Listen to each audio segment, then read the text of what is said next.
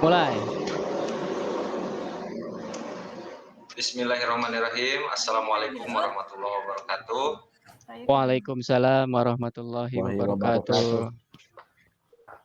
Baiklah, alhamdulillah pada kesempatan ini kita dapat berjumpa dalam kegiatan IHT yang akan disampaikan oleh fasilitator kita, Bapak Sana Suryana, ST.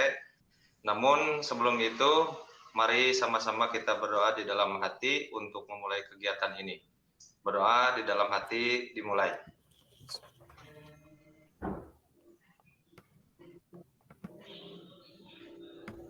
Doa selesai. Baik, untuk acara selanjutnya saya persilahkan kepada Bapak Fasilitator untuk menyampaikan materi pembelajaran yang akan disampaikan. Kepada Bapak Sana Suryana, dipersilakan. Ya, terima kasih Pak Robi, Bapak Ibu sekalian yang mengikuti kegiatan hari ini. Bismillahirrahmanirrahim. Assalamualaikum warahmatullahi wabarakatuh.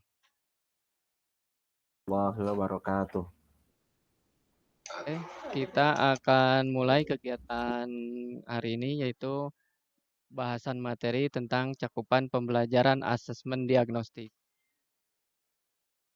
Slide berikutnya nanti akan tampil di sini adalah rangkuman atau cakupan materi yang akan kita laksanakan hari ini, yaitu tujuan dari asesmen diagnostik, kemudian apa itu asesmen diagnostik yang dibagi ke dalam non kognitif dan kognitif.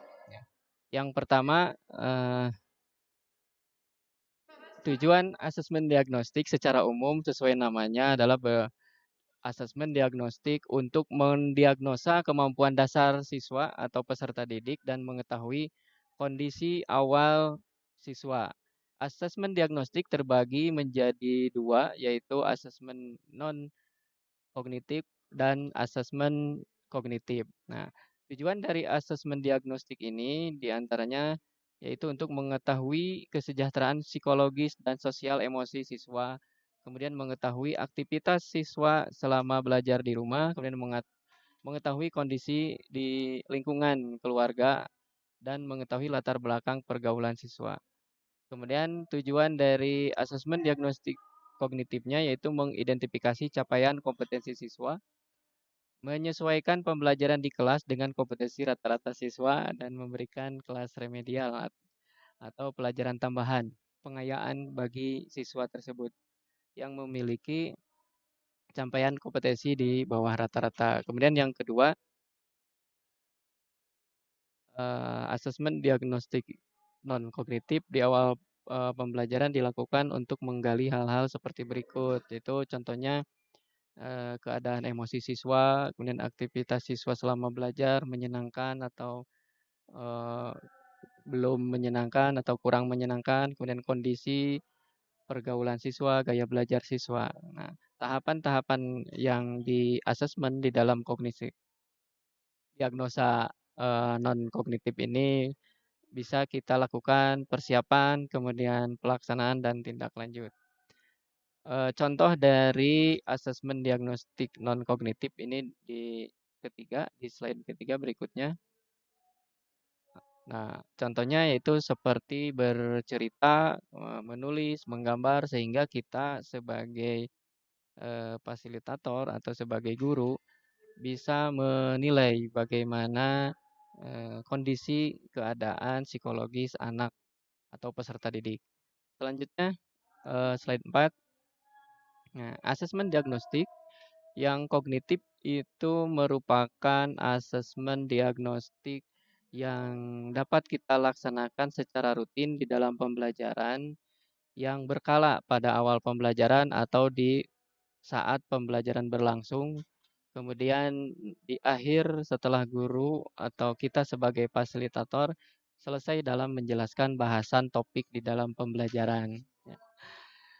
Tahapan-tahapan pelaksanaannya sama seperti asesmen yang non-kognitif, ada persiapan, kemudian ada pelaksanaan, serta tindak lanjut. Contohnya di slide berikutnya. Nah, contoh persiapan untuk melaksanakan asesmen diagnostik kognitif ya. Membuat jadwal pelaksanaan, kemudian identifikasi materi, Selanjutnya bisa menyesuaikan dengan topik yang ada pada saat pembelajaran yang dilaksanakan. Selanjutnya di slide 6, ini adalah contoh, pemberian asesmen kognitif, diagnostik kognitif, yaitu, pemberian, soal perhitungan. Jadi apabila kita memberikan, soal, contoh ini yang ditampilkan adalah asesmen awal matematika untuk kelas 3 SD. Soalnya yaitu mencari ukuran berapa sentimeter, panjang pensil ini adalah berapa sentimeter. Nah, kemudian jawabannya yang betul, itu kita kasih skor paham utuh atau maksimal ya. Kemudian tindak lanjutnya, pembelajaran dapat dilanjutkan ke KD berikutnya. Kemudian yang sebagian paham itu, bisa kita tindak lanjuti memberikan pembelajaran remedial atau tambahan jam pengayaan. Seperti itu mungkin untuk materi asesmen diagnostik kognitif.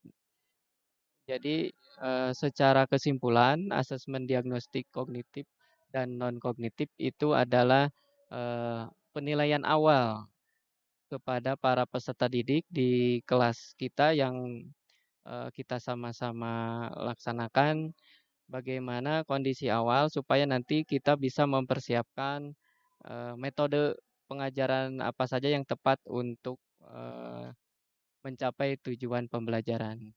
Mungkin itu materi kita hari ini, eee, silakan Bapak, Ibu yang, mau bertanya tentang apa yang saya sampaikan tadi, bisa dipersilahkan oleh moderator untuk, bertanya. Cukup satu pertanyaan saja, Pak. Ya, baik. Jadi terima kasih untuk Bapak Fasilitator yang sudah menyampaikan pembelajaran mengenai asesmen diagnostik. Seperti yang sudah kita lihat tadi dan kita perhatikan, eh, kita sekarang akan ada di sesi tanya jawab, di mana Bapak Ibu yang mempunyai pertanyaan ataupun ada yang ingin dibahas juga atau menanggapi juga bisa. Kepada Bapak Ibu, silakan untuk memberikan pertanyaan yang ingin disampaikan. Untuk pertanyaannya boleh nanti menghidupkan mikrofonnya. Ya. Iya Pak, Assalamualaikum warahmatullahi wabarakatuh Pak. Waalaikumsalam warahmatullahi wabarakatuh. Ya Pak, izin bertanya Pak. Silakan Pak Rahadian. Di dalam asesmen non diagnostik itu kan kita harus membuat pertanyaan untuk mengetahui sejauh mana keadaan psikologis siswa. Nah, kira-kira menurut Bapak bagaimana kita sebagai guru bisa membuat pertanyaan yang bisa betul-betul menggali kondisi psikologis siswa tersebut ya. Ya Pak, terima kasih. Assalamualaikum warahmatullahi wabarakatuh. Waalaikumsalam warahmatullahi wabarakatuh. Terima kasih kepada Pak Rahadian Yamin ya, atas pertanyaannya bagaimana kita, membuat asesmen diagnostik kepada, para peserta yang bersifat non kognitif. Nah, mungkin untuk, pertanyaan-pertanyaan asesmen diagnostik yang bersifat non kognitif, kita bisa bicara dari hati ke hati sebagai orang tua kepada anak, seperti itu. Mungkin, Iya. kondisi anak ini sedang bahagia, kondisi anak ini sedang semangat. Nah, mungkin kita bisa, memberikan contoh-contoh, motivasi. Misalkan, "Ayo anak-anak kita belajar sambil bermain." Sehingga, kondisi mereka untuk mengikuti pembelajaran itu akan, lebih siap seperti itu, Pak Rahadian. Oh, iya. Terima kasih Pak jawabannya. Oke, Pak Robi, kita akhiri saja acara kegiatan ini dengan kesimpulan yang akan disampaikan boleh oleh peserta lain atau yang lain untuk bisa memberikan kesimpulan. Silakan. Iya, terima kasih. Untuk Pak Firdaus mungkin ingin merefleksikan materi yang sudah diterima tadi. Ya, Ya Pak. ya kepada Pak Firdaus dipersilahkan. Ya, Pak. Mungkin untuk refleksinya sedikit tentang tujuan asesmen diagnostik. Intinya tujuannya ialah tadi sudah disebutkan, yaitu untuk mendiagnosis kemampuan dasar siswa, juga mengetahui kondisi awal siswa. Jadi tadi sudah disebutkan bahwa salah satu pembagian asesmen itu ada yang diagnostik itu ada yang kognitif dan non kognitif.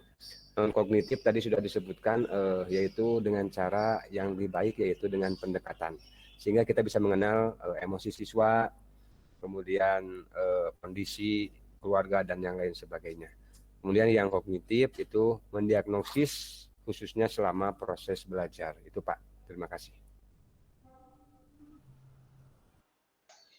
Ya, terima kasih kepada Pak Firdaus yang sudah menyampaikan refleksinya terkait materi pembelajaran pada sesi diagnostik ini ya.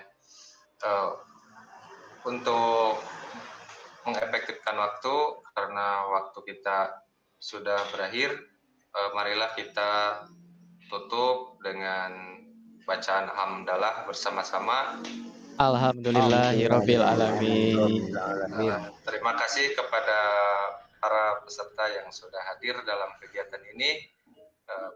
Kita tutup saja kegiatan ini dengan sesi foto bersama dengan gaya bebas. Oke, siap. Siap di screenshot Pak Robi-nya. So. Ya, 1, 2, 3. Ya, tip. Oke, Bapak Ibu. Terima kasih juga ya Bapak Ibu sekalian. Alhamdulillah kegiatan dari awal sampai akhir sudah kita laksanakan bersama-sama. Mudah-mudahan kegiatan kita hari ini ada manfaat dan faedahnya yang kita bisa ambil. Sekian semuanya. Assalamualaikum warahmatullahi wabarakatuh. Waalaikumsalam.